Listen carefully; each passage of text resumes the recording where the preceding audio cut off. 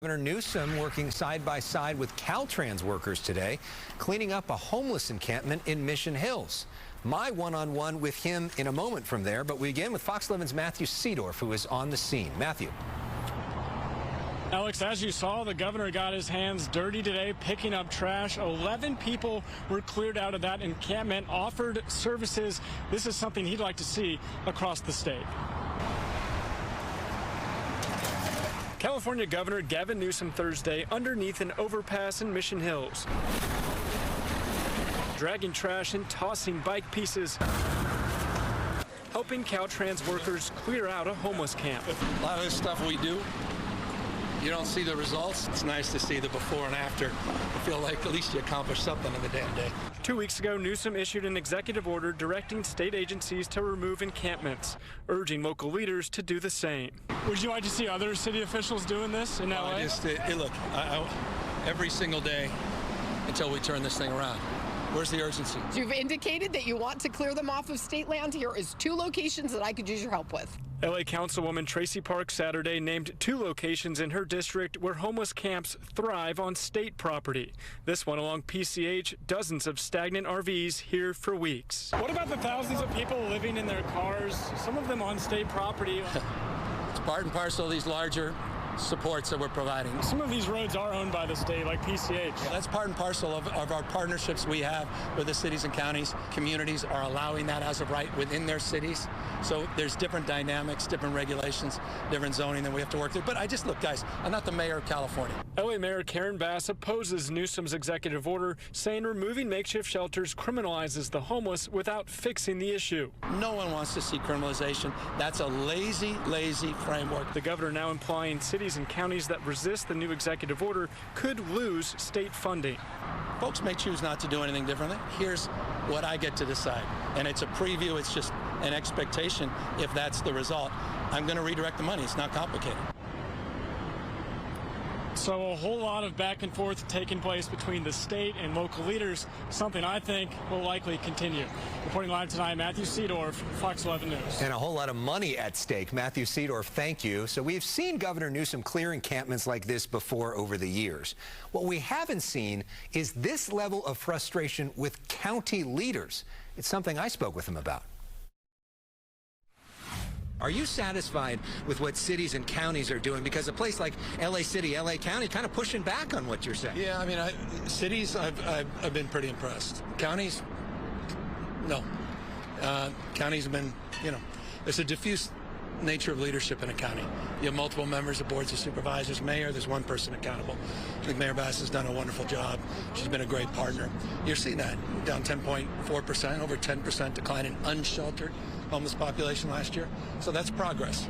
But I'm not seeing that at the county level. And with all due respect, there's no more excuses. Everything the cities and counties have asked for, the state of California has delivered, and the Supreme Court just delivered. So there's no more excuses. So where's the urgency? Drop everything else.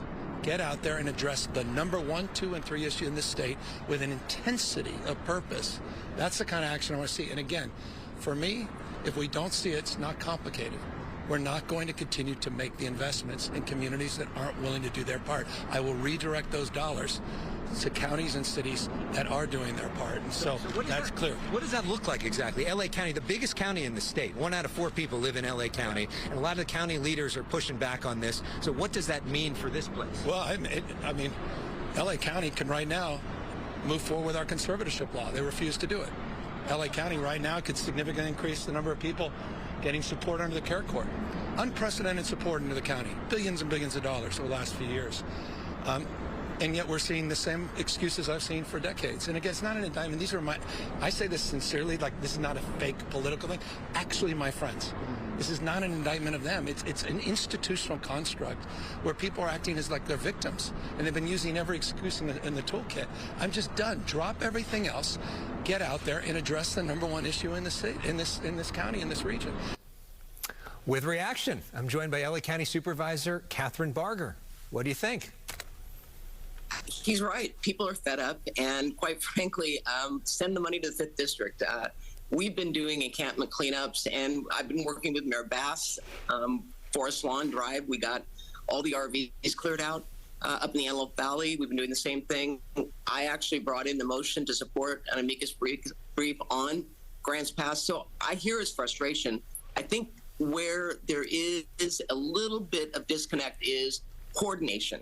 Because if they're going to do the cleanup on these encampments on state land, we don't want to just move the people into different areas. It's about coordination. And so I've reached out to the governor. I really do believe that there is a misunderstanding, if you will. But at the end of the day, he's absolutely right. My constituents want these encampments cleaned up. People are sick and tired. I'm sick and tired. It's a quality of life issue for the residents living in my district. So are the other members of the Board of Supervisors with you? Because sometimes you are in a different position than the rest of them. What would they say to what the governor just said? I can't speak for them. I know that when I brought in the motion for the amicus brief, and actually I thought it was going to be like mom and apple pie, the governor supported it, Mayor, of San Francisco, London Breed, and I thought, how bad can this be? And I got 3 votes out of 5. So, I think there's frustration. I know when the order came down, when the governor talked about doing the encampment cleanup and issued his order, there was no coordination. And, I just want to be a part of the solution, not part of the problem. So I'm not going to get into an argument with the state over whose responsibility it is, because at the end of the day, the people that I talk to just want it fixed. They're sick of the finger pointing, and so am I. So I'm going to take responsibility. I agree with him. We have the tools in the toolbox to get it done. We have to build housing. We have to build, temporary housing. The mayor and I have talked about emergency shelters being brought in immediately because of not only cold weather, but for the heat. So we've got the ability to do it. We just have to have the will to get it done. Because there's a lot of people that are listening to this that are like, state spent $24 billion and the problems got worse. Why is it going to be different this time? Why should we trust it's going to be different this time? Money is not the problem. And I've said that. I said it when we would measure HPAS. We got $350 million a year, and we didn't move the needle. You have to have the will. And it is making difficult decisions. And I go out to the cleanups, and I tell the people, I'm not trying to be mean. We've given you notice. We've let you know that we're going to be cleaning this area up. And if you don't accept housing, we are going to move and just get rid of all the stuff, because people have a right to a quality of life within their neighborhoods. So we've been doing this in the 5th District. I figured better to ask for forgiveness and permission.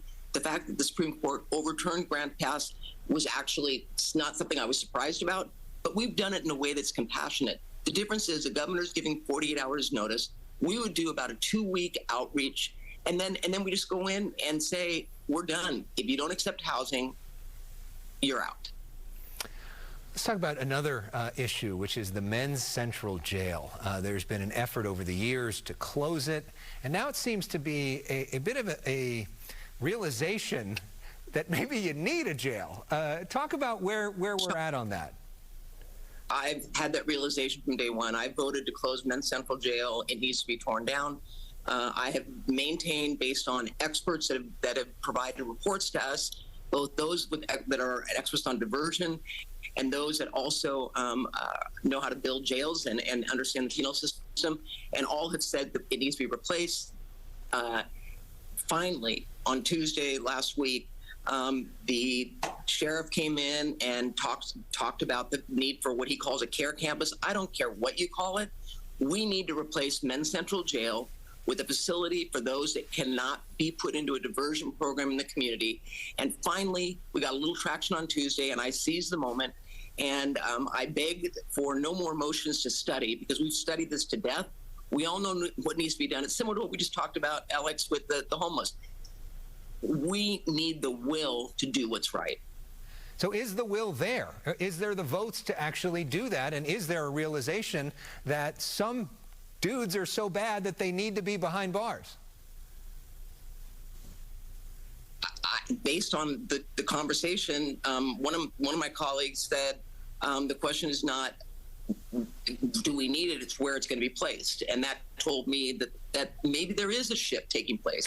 We haven't taken the vote, but I can tell you that I have been, this has been my #1 issue when I go out into my communities. I've talked to all the law enforcement agencies. This is a real issue that needs to be addressed. And if we don't address it, the Department of Justice may come in and do it for us. So what's a timeline for building something else? Oh, it's going to be, I mean, by the time we approve it and get it done, it's going to be probably a good 4 to 5 years out. Oh, sooner than I would expect. Faster than government moves on some things. Yeah. Ouch. Some big changes could be coming to the Board of Supervisors. There is a movement to expand it from 5 members to 9 members. When the vote happened on that, you abstained. Voters in November may get to vote on this. I know you're limited on what you can say. What can you say? Why did you choose to abstain? I'm speaking for myself as a citizen. The expansion of the board is a Trojan horse to get an elected CEO in office, and that CEO is going to oversee a $46 billion project or budget, and is going to have virtually their own ability to do whatever they want. The board will now be really just simply, as I call it, a ribbon cutting and overseeing commissions. I truly do believe that this is being used to create one more layer of bureaucracy. I think it is a huge mistake. I was open to looking at expanding the board. I still don't believe that is necessary if you look at what this board does in terms of unincorporated, but I was willing to at least look at what number might work. The CEO elected position killed it for me, and the word reform is being used because people do want government reform, but I have yet to talk to anyone that believes bigger government is better. And I can tell you, with an elected CEO, it is going to be an epic, epic nightmare for this county, and it will not affect me. I will be turned out. But I will tell you, I've worked for this county for 35 years, and I've said I want to leave it better than I found it. And this is definitely not one thing that would make it better. Wow. All right. That's pretty definitive. But do we think that voters are going to have the say on this in November? Oh, they're going to have to say that the board pushed three of my colleagues pushed it through, and it's going to be on the ballot. But make no mistake, I'm going to be very vocal with my concerns. And again, it's not about me protecting my territory. This is about truly doing what's right for government, and this is truly something that is going to be, I believe, disastrous for this county. Well, whether you agree with you or not, we appreciate the fact that you speak your view clearly. We understand where you're coming from, and you're willing to come on and make your case. Kathryn Barger, LA County Board of Supervisors member, really appreciate it. Always great to talk with you. Thank you. You take